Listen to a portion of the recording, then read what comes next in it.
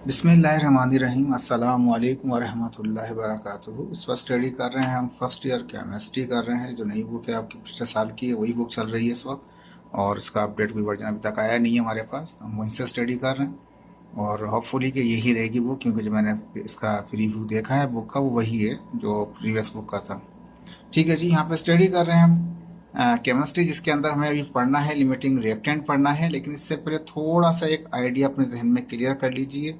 ये जो चैप्टर है स्टोइचियोमेट्री के नाम से आपका ये चैप्टर है, इसके अंदर टोटल स्टडी जो हो रही है कम्प्लीटली प्रोडक्ट बनाने की स्टडी हो रही है। कोई रिवर्सेबल रिएक्शन नहीं है, सारे इरिवर्सेबल रिएक्शन है, यानी कि फॉरवर्ड जाएंगे। जो भी रिएक्टेंट मिलाएंगे तो प्रोडक्ट कम्प्लीटली बन जाएगा।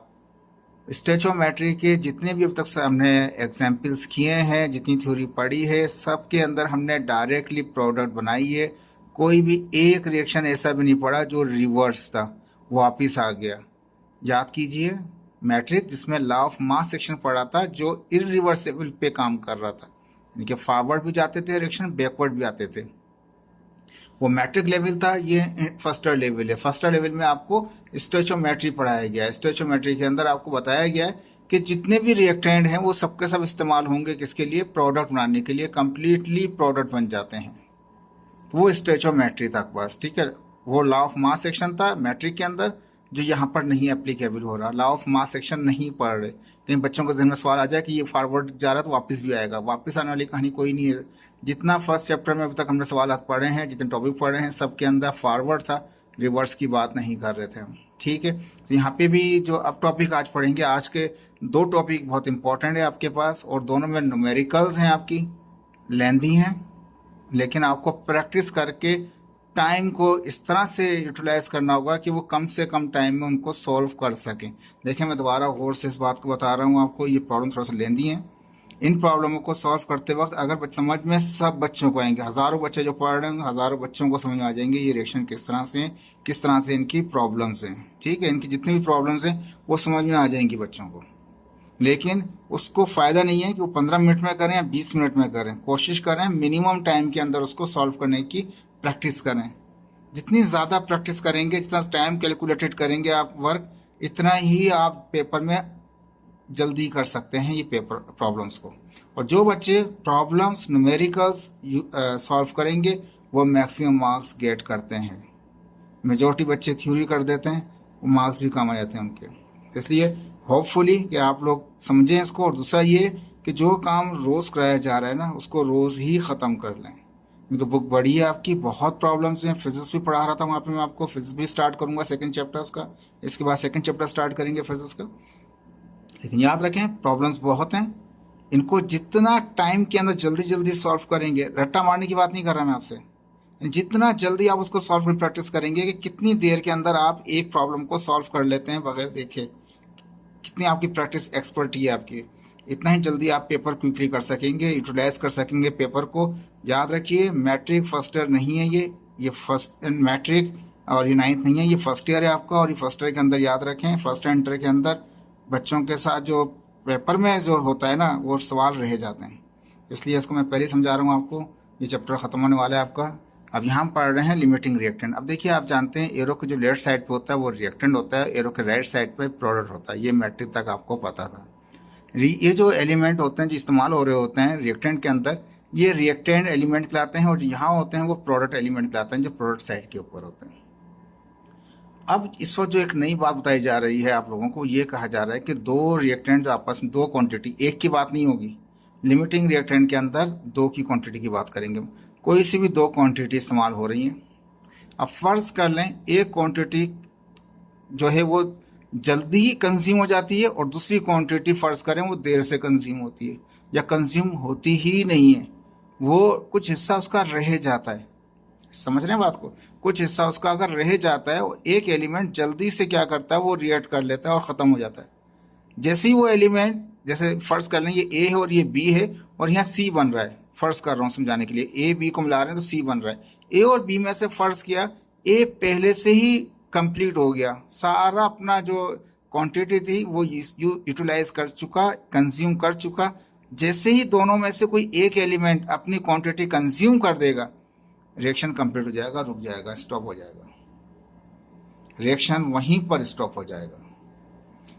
अब हम चेक करेंगे कि ये जो रिएक्शन स्टॉप हुआ है वो कौन सी क्वांटिटी थी, एक जल्दी कंज्यूम हो गया या उसका जो बी एलिमेंट था वो जल्दी कंज्यूम हो गया रिएक्टेंट साइड में। प्रोडक्ट में कभी चेक नहीं करेंगे, किस में चेक करेंगे, रिएक्टेंट में चेक करेंगे। तो कौन से दो एलिमेंटों में से, कौन से दो कंपाउंड में से या कौन से दो मॉलिक्यूलों में से कौन से दो रिएक्टेंट जो आपस में रिएक्ट किए हैं, रिएक्टेंट ये भी रिएक्टेंट ये भी रिएक्टेंट, दोनों रिएक्टेंटों में से कौन सा रिएक्टेंट पहले कंज्यूम हो गया, पहले इस्तेमाल हो गया, पहले वैनिश हो गया, पहले कंप्लीट हो गया। जैसे ही वो एक उसकी क्वांटिटी किसी दोनों में से किसी भी एक की क्वांटिटी ख़त्म हो जाएगी, वहीं पे आपका रिएक्शन स्टॉप हो जाएगा और प्रोडक्ट कंप्लीट बन चुकी होगी। दोनों में से लाजमी है कोई ना कोई एक एलिमेंट ऐसा होगा जिसकी कंसंट्रेशन बच जाएगी। ठीक है, तब यहाँ पे पढ़ते हैं, फिर जो बुक ने एक एग्जाम्पल समझाई थी वो भी समझा देंगे यहाँ पे आपको। तो कहता है लिमिटिंग रिएक्टेंट कहें या आपको कह सकता है लिमिटिंग रिएजेंट। ठीक है, तो रिएजेंट करके पूछे या लिमिटिंग रिएक्टेंट करके पूछे तब भी बात यही है। तो कहता है how does it control the amount of product form in the chemical reaction. Limiting reactant होता है वो क्या है और किस तरह से वो कंट्रोल करता है प्रोडक्ट के अमाउंट को केमिकल रिएक्शन के अंदर। ठीक है जी, पहले पढ़ेंगे लिमिटिंग रिएक्टेंट। आर रिएक्टेंट दोनों में से कोई भी हो सकता है, विच इज एंटायरली कंज्यूम फर्स्ट, जो इन दोनों में से सबसे पहले ख़त्म हो गया, सबसे पहले यूटिलाइज हो गया, उसकी कंसंट्रेशन बची नहीं, उसके नंबर ऑफ मोल बचे ही नहीं, उसकी ग्राम्स क्वांटिटी बची ही नहीं हमारे पास। समझ रहे हैं बात को? तो ऐसा रिएक्टेंट कोई सा भी हो सकता है। Are reactant which is entirely consume first, जो सबसे पहले इस्तेमाल हो गया इन द रिएक्शन में।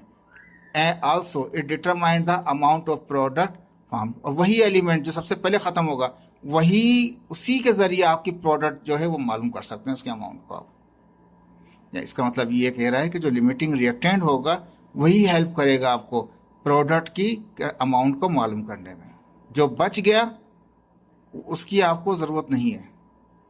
ठीक है, तो यहाँ पे कहता था reactant which is not consume completely, दोनों में से कोई एक ऐसा होगा जो कम्प्लीटली कंज्यूम नहीं होगा in the reaction is called excess, यानी एक्सीज रिएक्टेंट, यानी कि वो एक्सीज होगा, वो इजाफी होगा, एक्स्ट्रा रिएक्टेंट होगा जो आपका इस्तेमाल नहीं हो सका उसका। ऐसा नहीं को बिल्कुल ही इस्तेमाल नहीं होगा उसका, कुछ हिस्सा तो यूज़ होगा, कुछ बच जाएगा।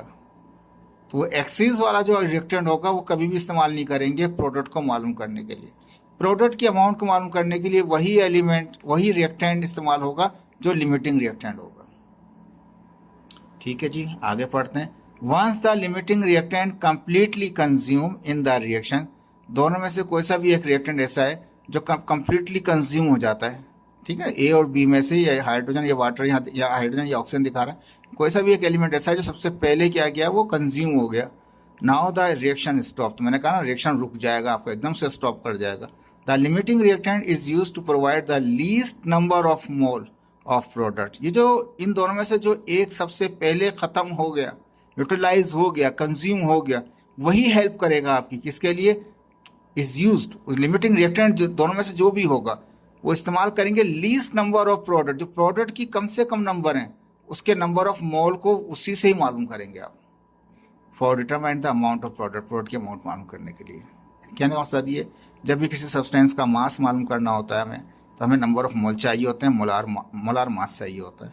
नंबर ऑफ मोल का फार्मूला पहले पढ़ा चुका हूँ आपको इस तरह से, दोबारा आएगा, दोबारा दिखा दूंगा इसके अंदर। ठीक है, तो याद रख लीजिए रिएक्शन रुक जाएगा जैसे कोई भी एक एलिमेंट, कोई भी एक रिएक्टेंट जो सबसे पहले कंज्यूम हो गया और वहीं पे रिएक्शन स्टॉप हो जाएगा, और वही जो एलिमेंट जिसकी वजह से ये स्टॉप हुआ है वही हेल्प करेगा, उसी के नंबर ऑफ मोल से हम निकालेंगे number of mole of product के। जब प्रोडक्ट के नंबर ऑफ मोल निकल जाएंगे तो मोलार मास तो फार्मूले से मिल जाता है आपको, तो आप उसकी कंसंट्रेशन निकाल सकते हैं। ठीक है जी, suppose the formation of water, water की फॉर्मेशन हो रही है फ्रॉम हाइड्रोजन गैस, ये भी हाइड्रोजन भी एक गैस है और ऑक्सीजन भी एक गैस है।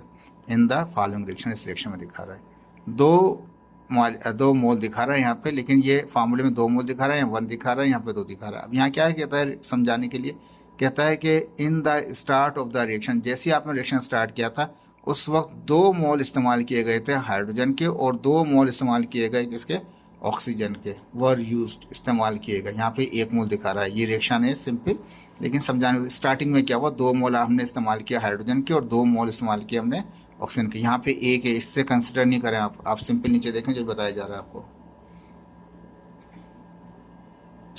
ठीक है, तो कहता है कि 2 मोल आपने हाइड्रोजन के 1 मोल लिया, हाइड्रोजन का 1 मोल लिया और 1 मोल लिया, 2 मोल हाइड्रोजन का इस्तेमाल किए इनिशियली।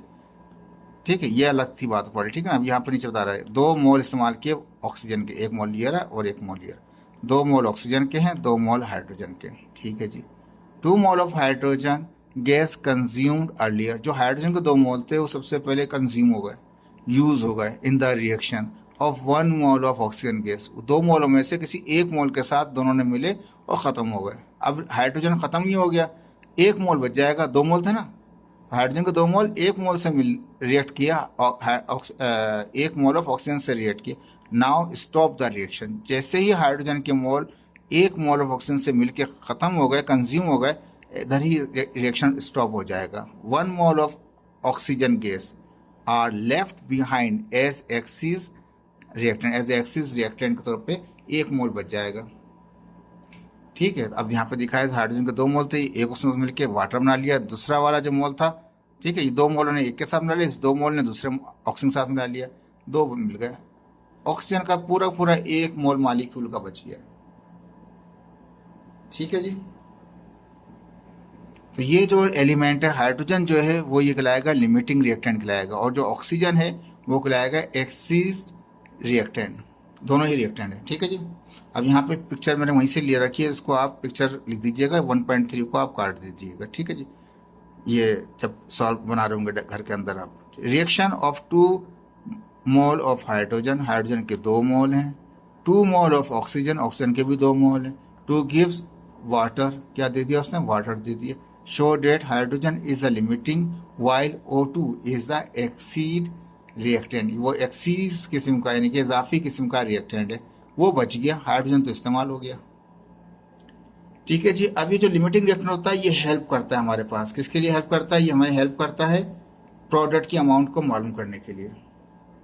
कहता है डिटरमाइन द लिमिटिंग रिएक्टेंट, अगर आपको मालूम करना है लिमिटिंग रिएक्टेंट या एक्सीज रिएक्टेंट मालूम करना है या अमाउंट ऑफ और हमें अमाउंट ऑफ प्रोडक्ट मालूम करनी है, तो हमें ये स्टेप फॉलो करने पड़ेंगे। देखें बुक में सवाल नहीं है इस तरह का, लेकिन ये पेपर में सवाल दे सकता है कि define the steps how to determine the limiting reactant, excess reactant and the amount of the product. कुछ भी सवाल आ सकता है आपके पास, मैंने पूरी बुक कवर कर रहा हूँ मैं आपकी, तो किसी भी एंगल से आपका कोई सवाल नहीं रहे आपका। ठीक है, यहाँ पे कहता है पहला पार्ट कहता है क्या करना क्या होगा, right the balance chemical equation. Limiting reactant के अंदर याद रखें बैलेंस केमिकल इक्वेशन इस्तेमाल करते हैं, यानी कि जो इक्वेशन लिखी हुई होती है उसी की मदद से ही हम सॉल्व करते हैं। किस तरह से करते हैं अभी मैं इसको, जैसे ये 4 पॉइंट पर हो जाएंगे तो मैं आपको इसकी एग्जाम्पल्स कराऊंगा और एक असेसमेंट क्या कहते हैं सेल्फ असेसमेंट था वो भी कराऊंगा मैं आपको। ठीक है, उसके बाद फिर सेकंड टॉपिक पढ़ेंगे। तो कहता है यहाँ पे कि पहले सबसे पहले राइट करेंगे आप बैलेंस केमिकल इक्वेशन को। जैसी इक्वेशन बैलेंस आपने राइट कर दी तो फिर उसके बाद आप फाइंड करेंगे नंबर ऑफ मोल को of each reactant from there masses, उनके मासेस से। ज़ाहिर बात है एक रिएक्टेंट तो ऐसा है जो पहले ख़त्म हो जाएगा और एक रिएक्टेंट ऐसा है जो बाद में ख़त्म होगा, जो ख़त्म ही नहीं होगा, बच जाएगा। दोनों के नंबर ऑफ मोल निकाल लेंगे पहले हम सबसे पहले, फिर जो बैलेंस इक्वेशन होगी इससे चेक करेंगे किससे कितने मोल बन रहे हैं, और फाइनली जो प्रोडक्ट बन रही होगी उसमें कम से कम लीस्ट कितने होंगे, जो लीस्ट होंगे वही रिएक्टेंट कहलाएगा। तो to identify the limiting reactant which produce the least mole of product. अब जाहिर बात है रिएक्टेंट में दो मैंने बताया कि दो हमारे पास इस तरह से कंपाउंड होंगे या दो आप ये कह लें एलिमेंट होंगे, जो दो रिएक्टेंट होंगे ये कह लें, उन दोनों में से जब उनके नंबर ऑफ मोल निकाल लेंगे तो बैलेंस केमिकल इक्वेशन की मदद से हम चेक करेंगे कि कम से कम मोल उन दोनों में से कौन प्रोड्यूस कर रहा है। जो कम से कम प्रोड्यूस कर रहा है वही लिमिटिंग है, क्योंकि वो सबसे पहले ख़त्म हो गया। उसकी मदद से हम लिमिटिंग रिएक्टेंट मालूम कर सकते हैं with the help of limiting reactant. जब लिमिटिंग रिएक्टेंट आप मालूम कर लेंगे फिर आप मालूम करेंगे amount of product by using mole of limiting reactant. जो लिमिटिंग रिएक्टेंट के मोल हैं उसी को इस्तेमाल करके अमाउंट ऑफ प्रोडक्ट मालूम कर सकते हैं केमिकल रिएक्शन के अंदर। किस तरह करेंगे, now I can show you. ठीक है, अब यह हमारे पास एग्जाम्पल आ गई। एग्जाम्पल हमारे पास है 1.15, बुक में भी यही नंबर लिखा हुआ है। कंबशन हो रही है यानी कि बर्निंग हो रही है। ठीक है, कंबशन का मतलब है बर्न। बर्न होता है due to the in the presence of oxygen. Oxygen is the helping element to burn the anything. किसी चीज़ को भी जलाना हो ऑक्सीजन की मदद से जलता है वो। तो कंबशन ऑफ इथीन, इथीन है, TEN है। ठीक है, डबल बॉन्ड है वहाँ पास। तो C2H4, ये मैट्रिक में पढ़े थे आपने, अल्केन अल्कीन, ये अल्कीन में से आ गया इथीन। इथीन जो है, जैसे कि इसको जैसे ही आप इसको खोलेंगे तो ये हवा में क्या करता है, एकदम से लिबरेट होता है, बाहर निकलता है, रिलीज हो जाता है। जैसे रिलीज होता है तो ये ऑक्सीजन की हेल्प से ये बर्न हो जाता है। तो कहता है combustion of ethene in air, हवा के अंदर ही क्या करता है, ये बर्न करता है to form carbon dioxide. Carbon dioxide बनाता है एंड वाटर H2O बनाता है। In the is given in the following equation. ये क्वेश्चन आपको पेपर में मिलेगी। यहाँ तक सवाल पूरा मिलेगा, यहाँ से लेके यहाँ तक सवाल आपको पूरा मिलेगा। उसके बाद आपको समझ के करना है किस तरह से करना होगा। ये रिएक्शन आपको मिलेगा। ठीक है, इसकी टेंशन नहीं लें आप। इथीन है, इथीन को जैसे रिलीज किया तो फौरन क्या कहते हैं, ऑक्सीजन से वो मिलके वो बर्न हो गई और कार्बन डाइऑक्साइड बनाया, यानी गैस बन गई। और वो जो जहाँ पर भी थी वहाँ पर हल्का सा लिक्विड हो गया, वाटर आ गया। ठीक है जी, ये तो रिएक्शन है, इसमें तो कुछ भी नहीं लेना आपको। इफ मिक्सचर कंटेनिंग, जो मिक्सचर है उसमें 2.8 ग्राम इथीन है, C2H4 कितना है, 2.8 ग्राम मास दे रहा है आपको इसका, and 6.4 gram of O2, O2 का दोनों का मास दे रहा है। रिएक्टेंट है ना, दोनों रिएक्टेंट में से हैं। एरो के लेफ्ट साइड में रिएक्टेंट है, ये प्रोडक्ट है। अब ये रिएक्टेंट में पता नहीं है कौन सा लिमिटिंग है, सबसे पहले दोनों में से कौन सा खत्म हुआ तो वो हम मालूम करेंगे हम। ठीक है, तो अब यहाँ कहता है if a mixture containing, mixture में 2.8 ग्राम ये है और 6.4 ग्राम ऑक्सीजन है, इज अलाउड टू इग्निटेड। इग्निट का मतलब जलाना, जलना, बर्न करना। इनको अलाउ किया हमने कि ये जलें, बर्न करें। जैसे इसको रिलीज किया हवा में बर्न हो गई। आइडेंटिफाई द लिमिटिंग रिएक्टेंट, बताइए इन दोनों में से लिमिटिंग रिएक्टेंट कौन सा है। ठीक है जी, and determine the mass of carbon dioxide will be form. और बताइए कार्बन डाइऑक्साइड का मास क्या होगा। मास से मास मालूम कर रहे हैं, लेकिन हमारे पास मासेस मिले में और ये लिमिटिंग रिएक्टेंट वाला रिएक्शन है। तो इसमें हम वैसे जो पुराने तरीके से किया था उस तरह नहीं कर सकते, इसको तरीके से सॉल्व करना पड़ेगा। दोनों में से कोई एक एलिमेंट ऐसा है जो जल्दी वैनिश होगा, जल्दी खत्म हुआ होगा, वो कहलाएगा लिमिटिंग रिएक्टेंट। तो दोनों की मास मिले में है, तो मास ऑफ इथीन मैंने वो लिख दिया 2.8 है। फिर मास ऑफ ऑक्सीजन वो 6.4 दे रखा था उसने।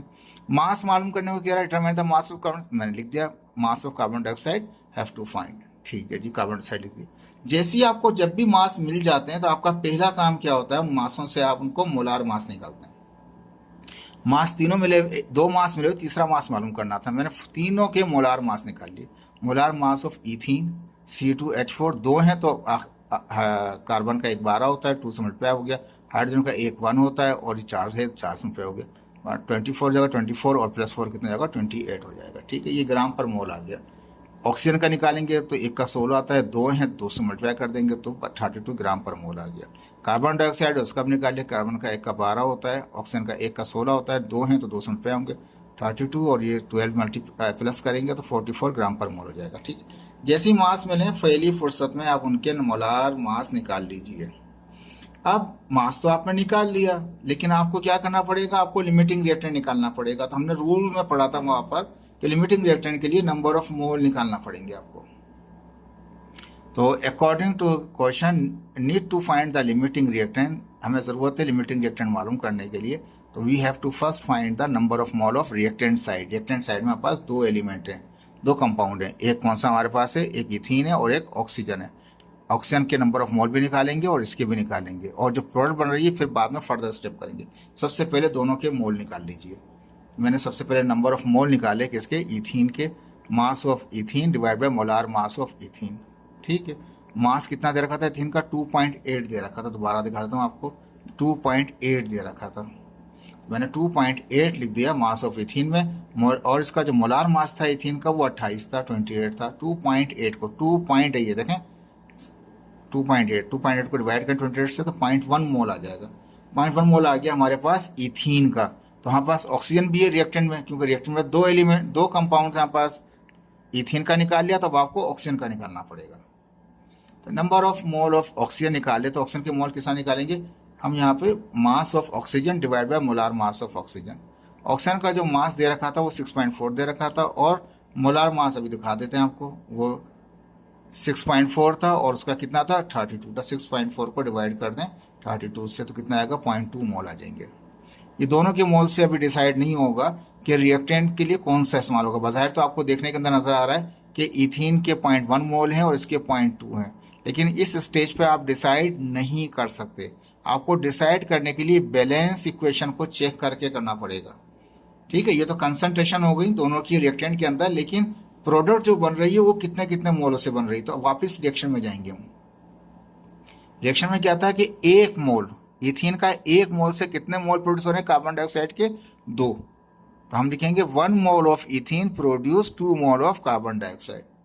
ठीक है जी, हमने क्या किया according to reaction by balance equation, जो इक्वेशन बैलेंस थी। 1 मोल इथीन प्रोड्यूस कर रहा था 2 मोल ऑफ कार्बन डाइऑक्साइड।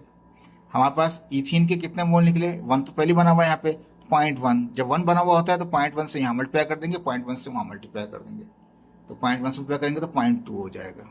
ये तो आ गए मोल, आ गए कि एक मोल 0.1 मोल जो था इथीन इतने मोल प्रोड्यूस करेगा कार्बन डाइऑक्साइड का। उसकी लिमिट इतनी है, इथीन की लिमिट इतनी है कि इथीन प्रोड्यूस कर सकता है 0.2 मोल ऑफ कार्बन डाइऑक्साइड। अब चेक करेंगे कि दूसरा जो एलिमेंट वहाँ पे जो कंपाउंड है, दूसरा वाला जो है, देखें इथीन ने तो 0.1 प्रोड्यूस किया मोल किसके, कार्बन डाइऑक्साइड के। ऑक्सीजन कितने प्रोड्यूस करेगा, दोनों में से जो सबसे कम होगा वो लिमिटिंग रिएक्टेंट कहलाएगा। अब ऑक्सीजन का हमने निकालेंगे कि ऑक्सीजन, पहले चेक कर लेते हैं यहाँ पे ऑक्सीजन के कितने मोल हैं। 3 मोल से कितने प्रोड्यूस हो रहे हैं, 2। 3 मोल ऑफ ऑक्सीजन से 2 हो रहे हैं। ठीक है जी, इसको किस तरह लिखते हैं, देखें यहाँ पे। सिमिलरली से ऊपर क्या था, 3 मोल ऑफ ऑक्सीजन प्रोड्यूस करेगा 2 मोल ऑफ कार्बन डाइऑक्साइड। 3 है, 1 बनाना चाहते हैं तो 1 रहने दीजिए, 3 मल्टीप्लाई करा 3 जाकर डिवाइड कर देगा।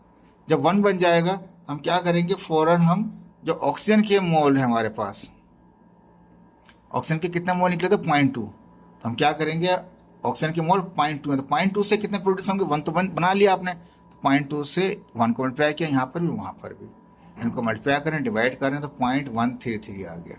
आप गौर से देखिए आप कि यहाँ पे इथीन ने प्रोड्यूस किए 0.2 मोल ऑफ कार्बन डाइऑक्साइड, ऑक्सीजन ने प्रोड्यूस किए 0.133, तो वो 0.2 है, ये 0.133 है, तो ये लीस्ट है। जो सबसे कम मास, जब सबसे कम मोल से प्रोड्यूस करेगा वही लिमिटिंग रिएक्टेंट लगेगा। इसका मतलब ये हुआ कि जो इथीन था, इथीन पहले ख़त्म नहीं हुआ, पहले ख़त्म क्या हो गया, कंज्यूम हो गया आपका ऑक्सीजन। जो सबसे पहले कंज्यूम हो जाएगा, जिसकी क्वांटिटी कम है, जो नंबर ऑफ मोल कम पैदा कर रहा है, इसका मतलब वो पहले ही ख़त्म हो गया। इसने 0.2 मोल पैदा किए, इसने 0.1 पैदा किया, जिसने कम पैदा किए वो आपका लिमिटिंग रिएक्टेंट रहेगा। तो मैंने लिखा hence O2 gas produce least number of mole of carbon dioxide, कम से कम नंबर ऑफ मोल इसने पैदा किए हैं, किसने, ऑक्सीजन ने। Therefore O2 gas is limiting reactant, तो O2 गैस को हम बोलेंगे लिमिटिंग रिएक्टेंट। और वो जो बचा आपके पास इथीन, तो याद रखिए वो एक्सीज किस्म का आपका वो रिएक्टेंट है। तो लिमिटिंग रिएक्टेंट मालूम करना था आपको, ये मालूम कर लिया आपने। अब आप मास का मालूम करेंगे। देखिए सवाल में वापस चलते हैं, वहाँ पे मालूम करना कार्बन डाइऑक्साइड का मास, तो मास तब मालूम होगा। अब हमें पता चल गया कि ये इथीन से प्रोड्यूस नहीं हो रहा, इथीन की कंसंट्रेशन बच गई, लेकिन ऑक्सीजन पहले कंज्यूम हो गया, तो oxygen is the limiting reactant. और इसी के नंबर ऑफ मोल जो लीस्ट हैं, जो इसमें आए हैं हमारे पास, उसी की हेल्प से हम निकालेंगे, इसके हम मास निकालेंगे। ठीक है, मैंने लिखा है according to question number of mole, formula वही जनरल हमारे पास है, कार्बन डाइऑक्साइड को प्रोडक्ट में मालूम करना है, तो mass of carbon dioxide divided by molar mass of carbon dioxide. ये जो मोल हमारे पास ऑक्सीजन के अभी लिए थे हमने, जिसने ऑक्सीजन ने कितने प्रोड्यूस किए, कार्बन डाइऑक्साइड के मोल्स ऑफ कार्बन डाइऑक्साइड कितने 0.133, तो यही मोल नंबर ऑफ मोल कहलाएंगे किसके, कार्बन डाइऑक्साइड की मोल है ना। इन मोलों को यहाँ पुट करेंगे क्योंकि कार्बन डाइऑक्साइड के मोल हैं। इसका मोलार मास हम ऊपर निकाल चुके हैं, पहले दोबारा दिखा देता हूँ आपको। वो मोलार मास कार्बन डाइऑक्साइड कितना 44 था हमारे पास, पहले निकाल चुके थे हम। तो हम क्या करेंगे, फार्मूला नंबर ऑफ मोल का लगा लिया हमने कार्बन डाइऑक्साइड के लिए, mass of divide by molar mass. Mass तो मालूम करना है, मोलार मास हमारे पास पता है 44 था, ऊपर दिखाया था मैंने आपको। ये लीस्ट प्रोड्यूस किए थे ऑक्सीजन ने, तो वो उसी के तो कम से कम इतने में प्रोडक्ट हो, जितने ही ये कंज्यूम हुए फ़ौरन रुक गया वो। तो ये डिवाइड करा तो एक मल्टीप्लाई करेगा, तो ये आ गया मास आ गया 852 ग्राम किसके, कार्बन डाइऑक्साइड के। तो ये कहलाता है लिमिटिंग रिएक्टेंट की हेल्प से आपने प्रोडक्ट की कंसंट्रेशन मालूम कर ली। और ये ऐसे रिएक्शन होते हैं जिसके अंदर क्या होता है, कंप्लीटली प्रोडक्ट बन जाती है और रिएक्शन रुक भी जाता है लिमिटिंग रिएक्टेंट में। और कोई एक ऐसा कंपाउंड भी होता है जिसकी कंसंट्रेशन बच जाती है हमारे पास।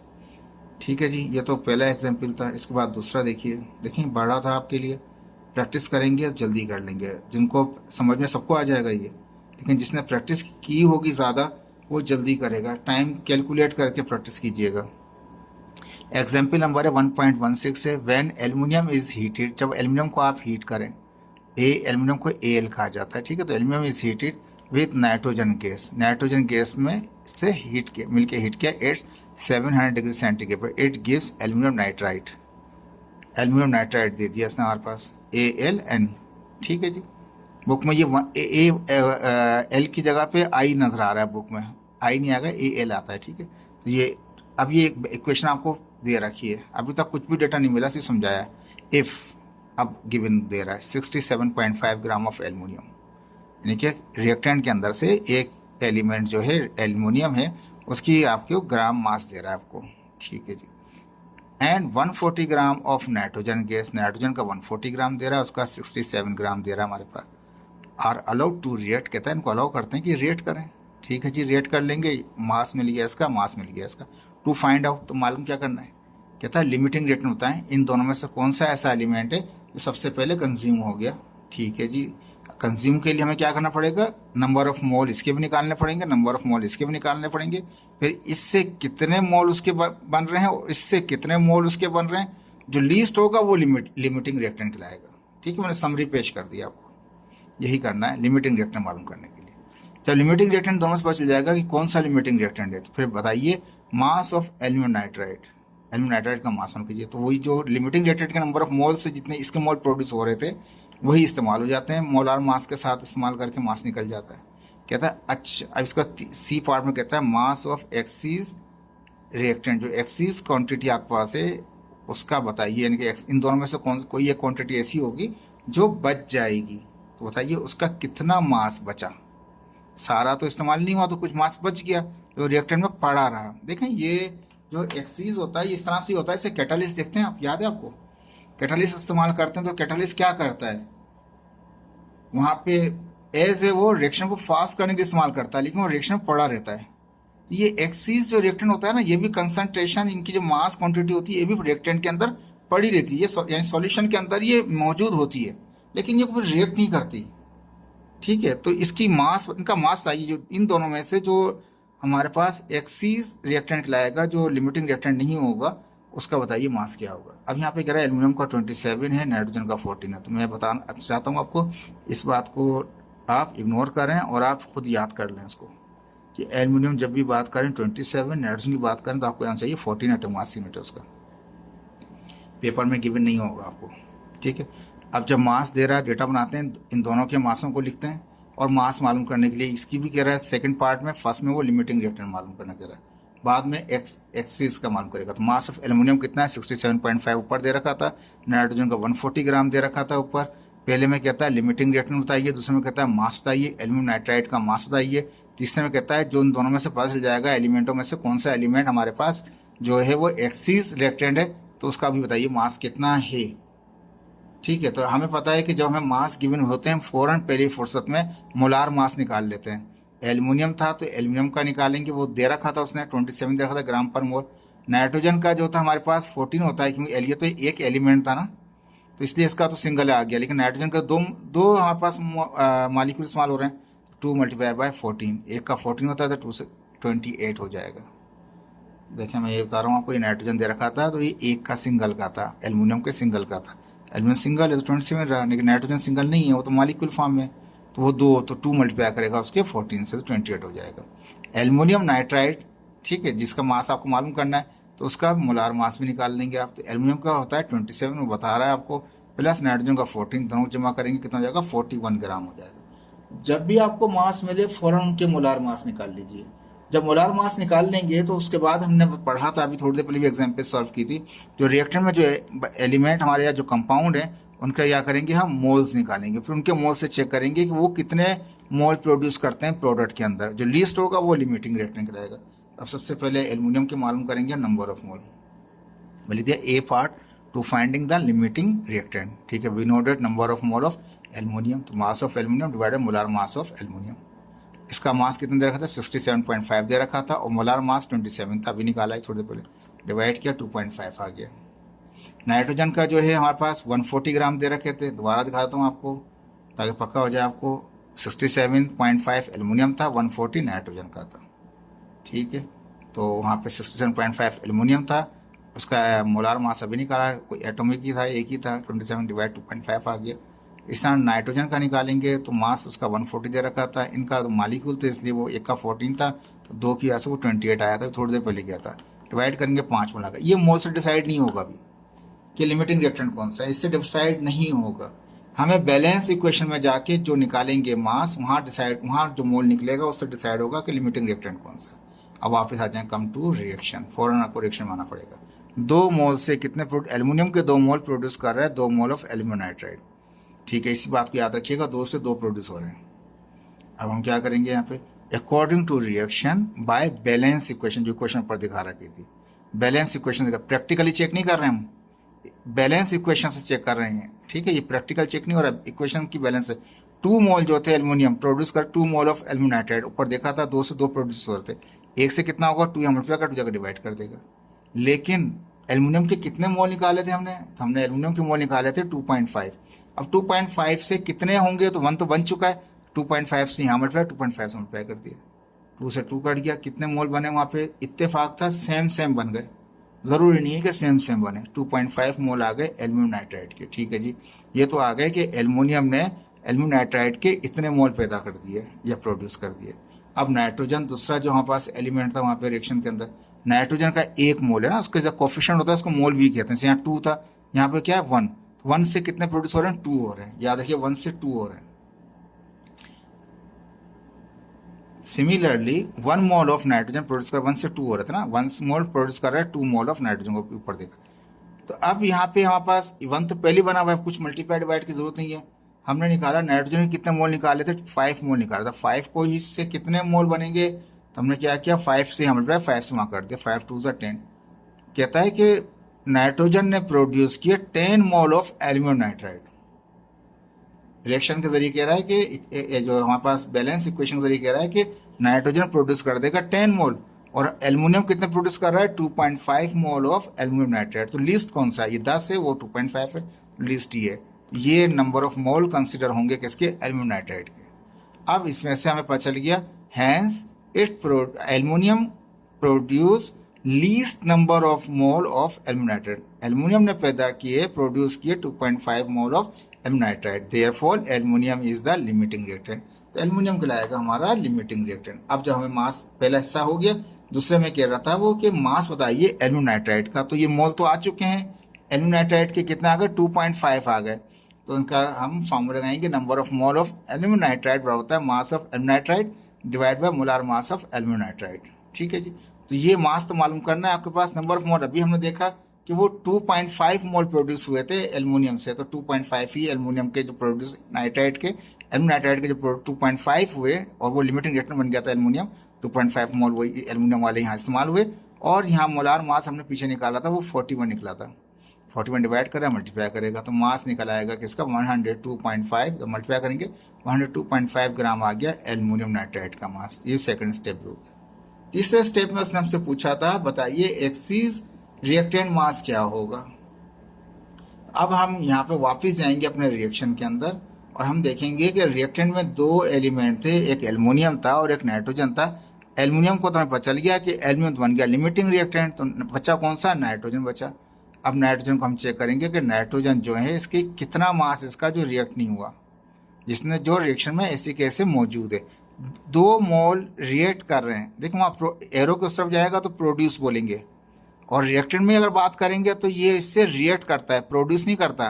एरो के उधर वाला तो प्रोड्यूस हो जाता है, यहाँ से वहाँ प्रोड्यूस होगा, लेकिन आपस में जब मिलेंगे तो उनको रिएक्ट करना कहलाता है। 2 मोल एल्युमिनियम रिएक्ट करता है 1 मोल ऑफ नाइट्रोजन से। देखें इसको लिखना सीख लीजिए आप, जब आगे जाके इस तरह से पढ़ेंगे आप लोग।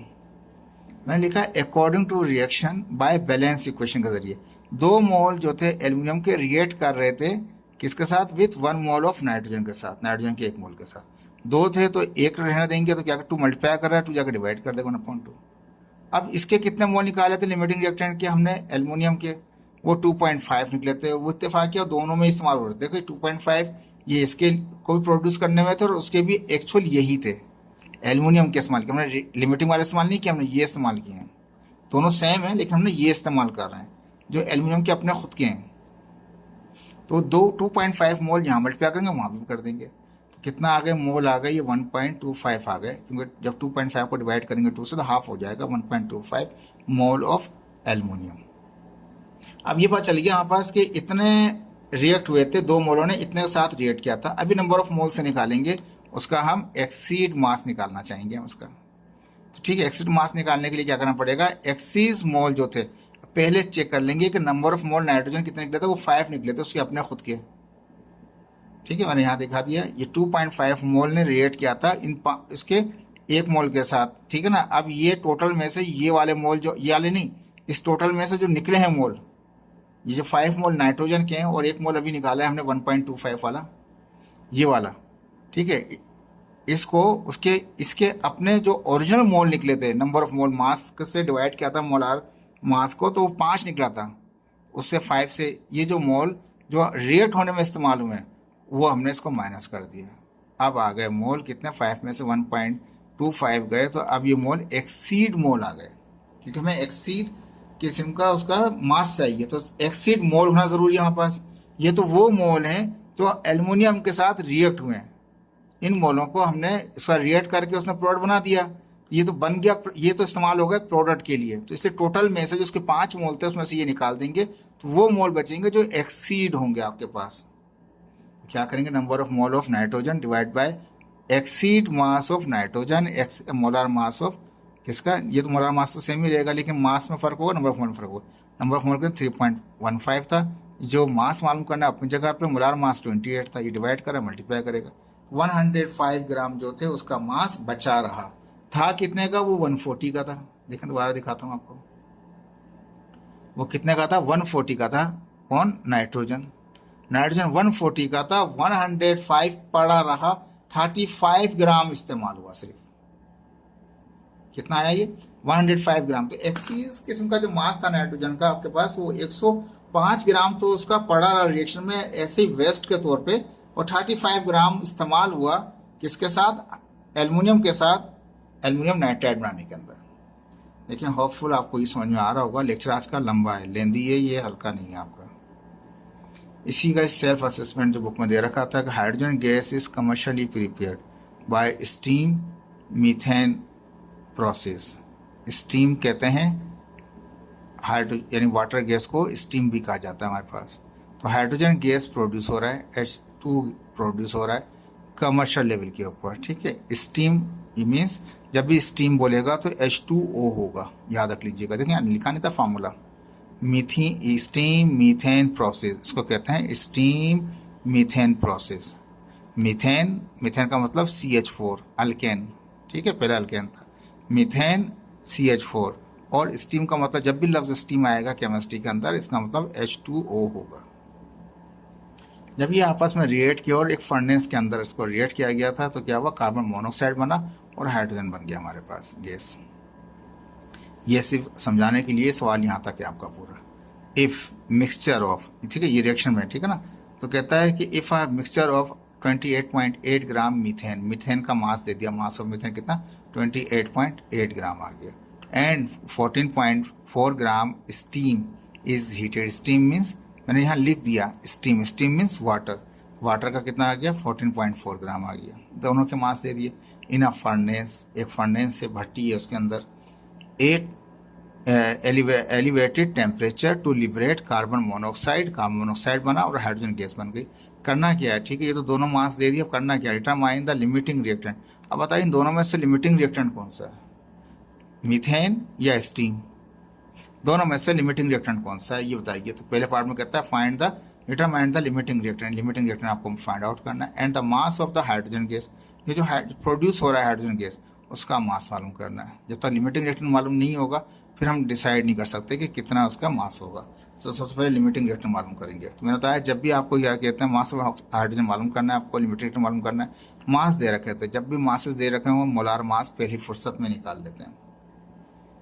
मीथेन का निकालेंगे CH4, कार्बन का 1 12 होता है, हाइड्रोजन का 1 होता है।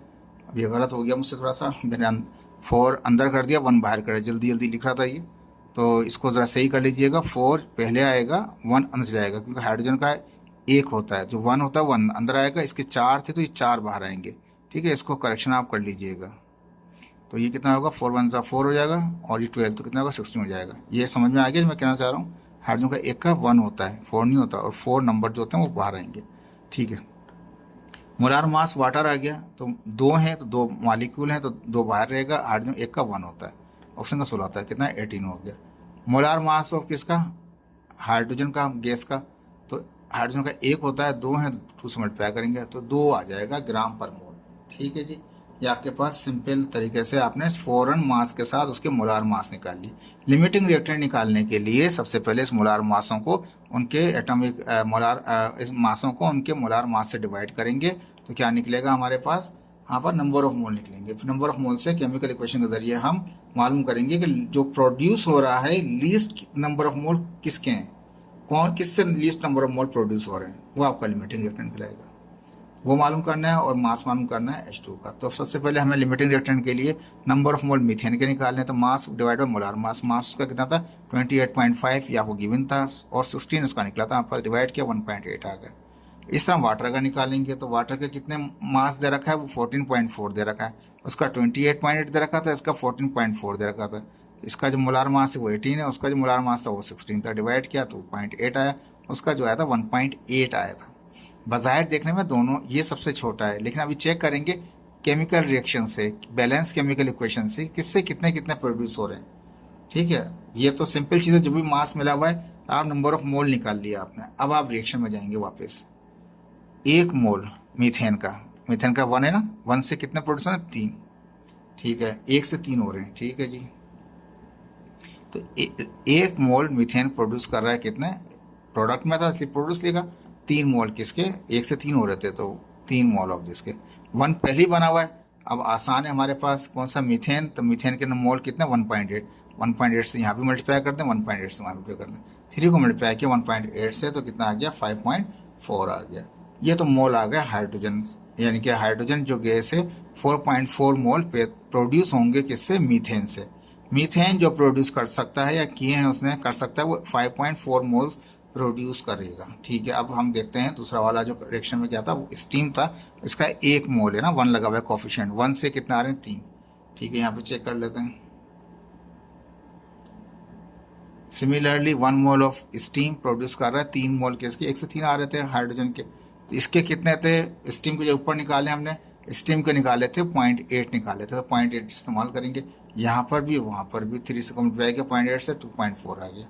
अब एक आ रहा है 5.4, एक आ रहा है, यानी कि मीथेन ने प्रोड्यूस किए 5.4 मोल ऑफ दिस, और स्टीम ने प्रोड्यूस किए 2.4। जो लीस्ट होगा आपके पास वही आपका लिमिटिंग रिएक्टेंट कहलाएगा, यहाँ से जो जिससे प्रोड्यूस हो रहा है वो लिमिटिंग कहलाएगा, और ये नंबर ऑफ मोल कहलाएंगे हाइड्रोजन के।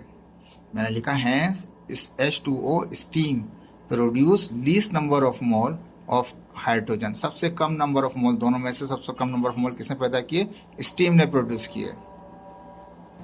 ठीक है जी, तो स्टीम जो है वो हमारे पास क्या है, लिमिटिंग रिएक्टेंट कहलाएगा हमारे पास, लीस्ट नंबर इसी ने ही प्रोड्यूस किया हमारे पास।